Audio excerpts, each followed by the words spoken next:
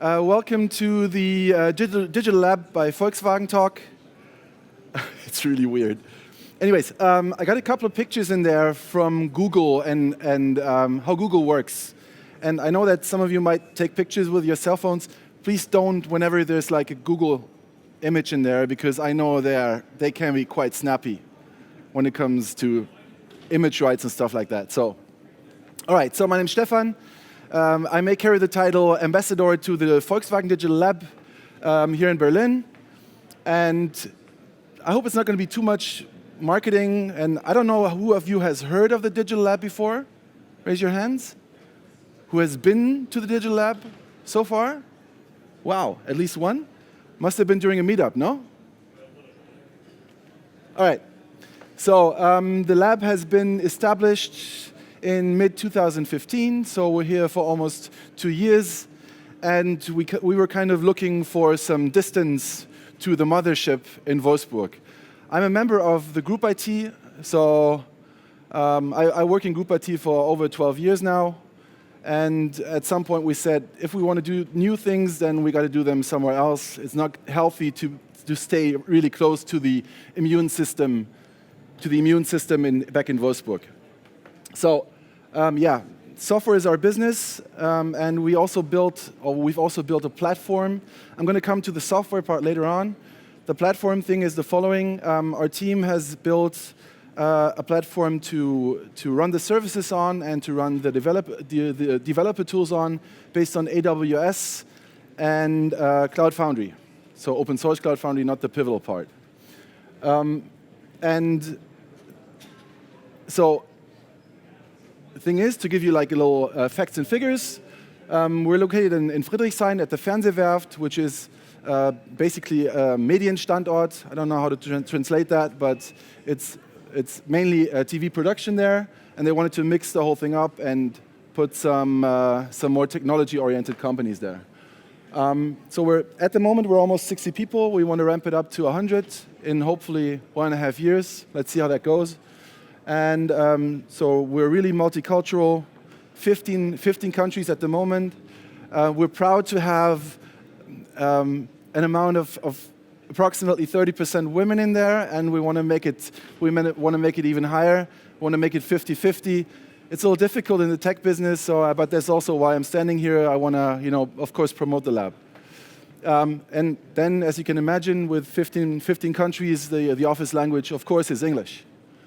So just a quick wrap-up of what Pivotal does for us. Pivotal is our partner company, and we planned like a transformation period of 2.5, 3 years, while they coach us in their agile software development methodologies. So Pivotal Labs is a US-based company, I think 3,000 employees, and they're a daughter of EMC/Dell. And we had like 20 people from 30 people at the highest point, 30 people from Pivotal working with us, coaching in a pairing context. So everything that we do is done in a pairing context. So it's always 2 people working on an iMac with a mirrored display, 2 keyboard, 2 mice. And we would also always have like a setting, one from Volkswagen, one from Pivotal. And the more we learn, of course, the less we are dependent from Pivotal Labs. And so we have more people who've got the experience to be able to teach the newbies. So what do we do? It's mostly app development. A lot of it is iOS development, but since I'm at the droidCon here, so of course, we got in a focus to develop Android apps as well. So whatever our internal customers need, we build. Internal customers means that at the moment we build the software for our internal business units, like sales or after sales, those who have a high pressure regarding the end customer and the digital service that need to be built for the end customer. We also build shared apps, so apps that are being used by the different apps out there, like an identity kit or payment, things like that. Platform I've already mentioned. So in the long run, we want to build something we call a digital ecosystem. I know it's a big buzzword, but then, I think we're a slow follower at the moment. So if you take a look at what the competition does, We need to be able to keep up, and so we do our homework at the moment, but I hope at some point it's going to be really exciting.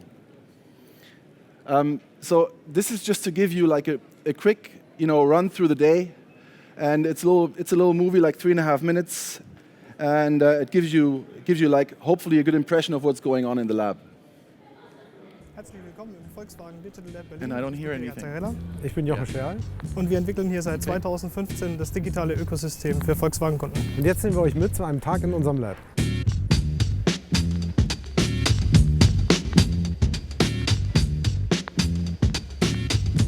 Morgens laden wir alle zum Frühstück ein, um den Tag gemeinsam zu beginnen.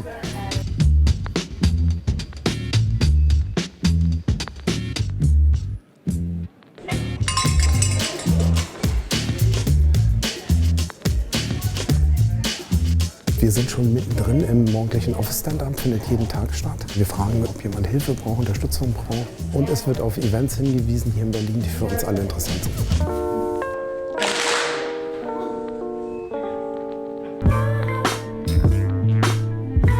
Jetzt startet das Team-Stand-up. Dort wird besprochen, was gestern erledigt wurde, was heute zu erledigen ist und ob es irgendwelche Probleme gab. Das Ganze dauert ca. 10 Minuten und dann geht's an die Arbeit. In den Teams haben wir 3 Rollen hier im Lab. Den Product Manager, den Designer und den Developer. Mehr braucht es auch nicht, um ein gutes Produkt zu bauen. Alle arbeiten hier nach dem Pairing-Konzept. Bei den Developern sieht das dann so aus, die sitzen beide an einem Rechner, haben 2 Bildschirme, 2 Mäuse, 2 Tastaturen. Einer programmiert, erzählt, was er tut, der andere kann Fragen stellen, kann Kommentare abgeben, er saugt das Wissen auf. Wir kriegen so eine sehr hohe Softwarequalität.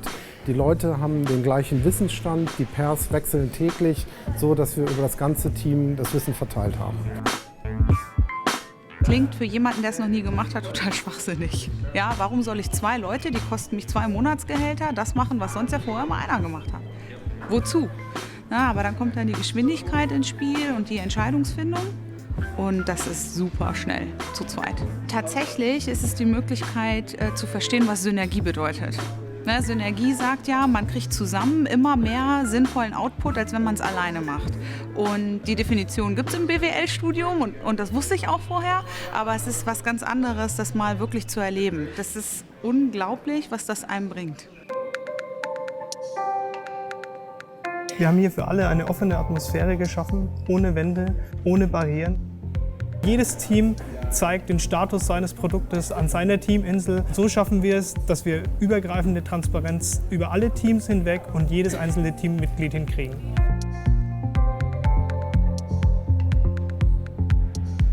Wir bieten in regelmäßigen Abständen Lunch and Learns an, bei denen wir interessante Vorträge aus allen möglichen Bereichen anbieten, wie zum Beispiel heute über iOS-Sicherheit.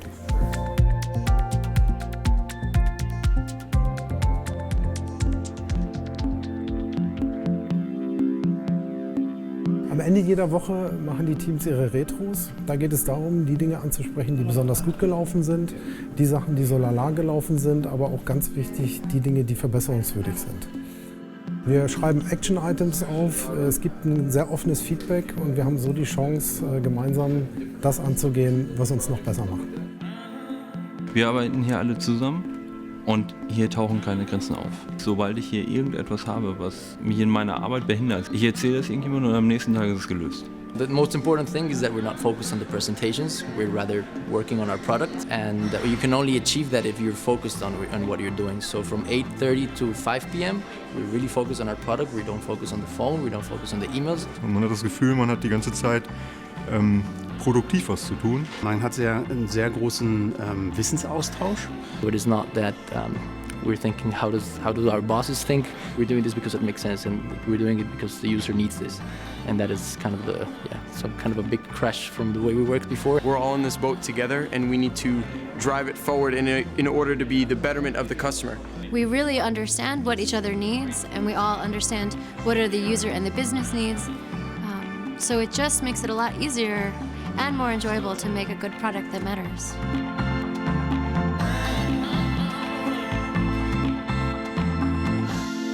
Ich hoffe, es hat euch gefallen. Und vielleicht sehen wir uns ja mal in Berlin. It's really weird not to hear anything, but what am I supposed to do? All right. So a lot of the stuff that you might have seen here is, I guess, is not really new to most of you.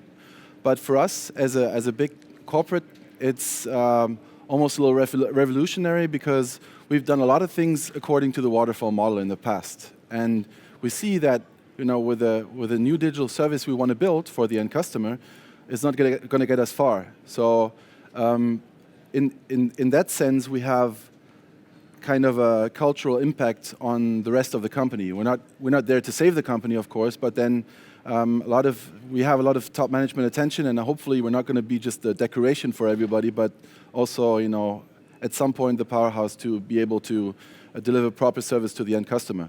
And after 2 years, I'm quite hopeful that we're going to get things going because they let us live, first of all, and secondly, we have clearance to occupy like a lot more space and to hire new people. So it's a good sign. And the way we do things, and as I said, it might not be revolutionary to some of you, but the lean approach in terms of build, measure, learn is something that we haven't really done in the past. So we're just trying it out, or we were just trying it out for the past 2 years. So according to the old waterfall model, the risk until we got a product out on the market was really, really high, and at some point we might not have had any attractiveness in terms of a proper product. And now with the build, measure, learn approach, with the iteration cycles that we do, of course, the risk is mitigated and the risk is rather low, so that in the end we have a product that's attractive to the end customer. When I speak of products, at the moment it's like parking services, nothing too exciting. It's like predictive maintenance, which is really exciting if you think it all the way, and stuff like trunk delivery, delivery to the trunk of a car in cooperation with DHL, and we just started the pilot a couple of days ago. So failure is okay, which is also something that's not usual when you think of corporates, because of course we try to be perfect in many ways, and if at some point you're able to tell your manager, listen, this didn't really go well and we got to try again, it's good to see someone who encourages you to do it and not to kick you in the ass and tell you, okay, you failed miserably, therefore I'm going to demote you. So just to give you an overview of what we can use, we're free to use everything, so we're not really bound to the corporate guidelines in terms of tools that we can use. The only connection, like online connection that we have, is the one to the internet and not the one to the corporate intranet. And a lot of people inside the company hate us for this, but we're free to choose everything that we like to use. So in order to get the right kind of people on board, we've come up with a rather rigid assessment, because not only do we want to have people on board who have the right technical skills, but of course we have a no-idiot policy. Like we want to have people who kind of fit into the team on a like in terms of good chemistry. So what we do is we have a 3-stage assessment process. We interview people by Skype to see how they are and how they come across. We have a technical interview as a second step, and we have a pairing day as a third step, which means that for a whole day you're going to be working with 3 people, 2 hours each, and at the end of the day the team decides who to get on board. So if they say this is a person that we don't accept, that doesn't fit into the team, there's no manager who in the end would be able to vote him or her in. And that's a good thing, and that's a nice appreciation of the team. And the good thing is I'm responsible for the dev hiring process, and every single one of those that we've chosen, I would hire again. And I think that's a good sign. So yeah, this is something that I usually show to the managers back in Wolfsburg. Of course, it's not just about the way that we do things, but mainly about the culture and the cultural impact that you have. And this is what it doesn't exactly look like everywhere in Wolfsburg, but we want to change things, and we need to make people aware of the fact that at some point it might have to look like this. And it's a rather difficult thing to do so, but we're on a good way. So, yeah, final statement, and thank you for your attention.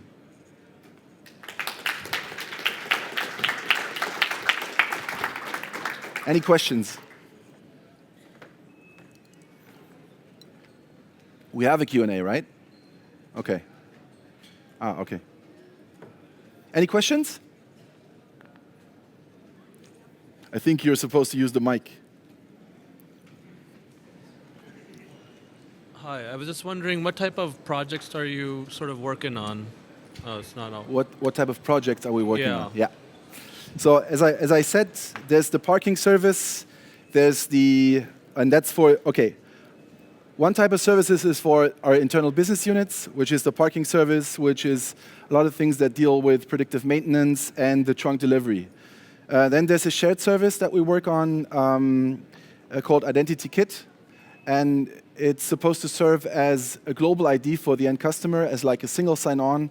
And in a perfect world, all the brands would use the code base for Identity Kit, and then this thing can happen. The single sign-on can happen. So the brands have to participate. This is very important, and there's been quite a lot of silo thinking between the brands and Group IT, but at the moment it really looks like we've built a great product, and the brands accept it. That's a good thing. So the other one is, I don't know if you're aware of the ODB2 dongle in a car. It's a dongle that's used on the analysis interface for the dealerships, and this dongle provides a certain set of data. Problem is that with a Bluetooth connection that it establishes with a smartphone, you can only use one app. And one team is working on some sort of what we call a master app that would enable other apps to connect to this app in order to benefit from the data that the dongle provides. So these are the projects, these are the products that we're working on right now. But at some point, of course, some products are going to be developed, are going to be finished in a way that we have an MVP, and then a DevOps team will take over. It might happen inside the lab, or we might hand it over to a team in Wolfsburg or in another location. Depends. And at some point, we're not going to be as dependent from the business units, because there always has to be a business case, right? We're not going to be as dependent from the business units anymore. We're going to have some more basic funding in order to be able to make a greenfield approach and start with things from scrap inside the lab. Any more questions? Cool. Thanks a lot. Okay. Yes. Yeah. You just have to speak. You don't hear yourself. That's the thing. It's kind of weird. So I know you have Volkswagen has a company called Moya. Yes, correct. Which does something similar. I mean, innovation and startup vibe. How are you guys connected with them? So yes, there's a company called, or it's the 13th brand called Moya, and they have their offices here in Berlin. And the way I kind of separate the two things is all the services that we build, or the products that we build, it takes 3 to 6 months until we have an MVP. And the services that Moya will work on in the future, like carpooling and I think a shuttle service, autonomous car shuttles, this is a much bigger thing. It's on a much bigger scale. So at some point we might support them with our developers and with our teams, but most probably it's going to be two separate worlds, because our products that we build are much smaller.